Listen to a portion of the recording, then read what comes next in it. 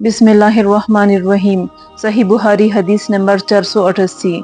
अब्दुल्ला बिन उमर रज़ी अल्लाह तआला अन्हो ने नाफे से ये बयान किया कि नबी सल्लल्लाहु अलैहि वसल्लम ने करिए अर्ज के करीब उस नाले के किनारे नमाज पढ़ी जो पहाड़ की तरफ जाते हुए पड़ता है। उस मस्जिद के पास 2 या 3 कब्रें हैं। इन कब्रों पर ऊपर तले पत्थर रखे हुए हैं। रास्ते के दाएं जानिब इन बड़े पत्थरों के पास जो रास्ते में हैं, इनके दरमियान में होकर नमाज पढ़ी।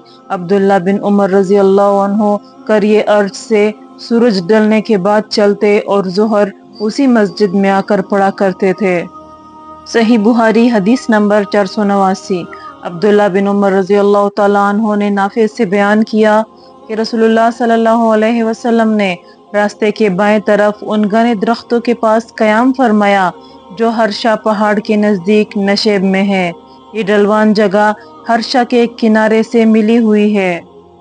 यहाँ से आम रास्ते तक पहुँचने के लिए तीर की मार का फासला है। अब्दुल्ला बिन उमर रज़ी अल्लाह अन्हो उस बड़े दरख्त की तरफ नमाज पढ़ते थे जो उन तमाम दरख्तों में रास्ते से सबसे ज्यादा नजदीक है और सबसे लंबा दरख्त भी यही है। सही बुहारी हदीस नंबर 490। अब्दुल्ला बिन उमर रज़ी अल्लाह तआला अन्हो ने बयान किया कि नबी करीम सल्लल्लाहु अलैहि वसल्लम उस नाले में उतरा करते थे जो वादी मर्र ज़ोहर उनके नशेब में है। मदीने के मुकाबिल जबकि मकाम सफराबाद से उतरा जाए, नबी करीम सल्लल्लाहु अलैहि वसल्लम उस ढलवान के बिल्कुल नशेब में क़याम करते थे। ये रास्ते के बाएं जानिब पड़ता है। जब कोई शख्स मक्के जा रहा हो, रास्ते और रसूलुल्लाह सल्लल्लाहु अलैहि वसल्लम की मंजिल के दरमियान सिर्फ एक पत्थर ही के मार का फासला होता।